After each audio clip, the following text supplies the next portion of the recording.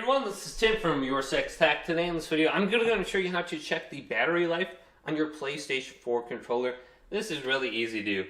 So at any point in time, you can just hold down the PlayStation button in the middle of the controller, and you'll open up this quick menu. If you scroll on down and look by your name, you will see there is a little battery icon right next to your controller. That is an indication of how much battery life you have. So I'm currently at full charge. Also, what you could do under this menu is if you go up to sound and screen and go to right, you can go to set time until PlayStation 4 controller turns off. I have mine set to 10 minutes to save battery. Also, you can go to brightness of DualShock 4 light bar. Just set this to dim.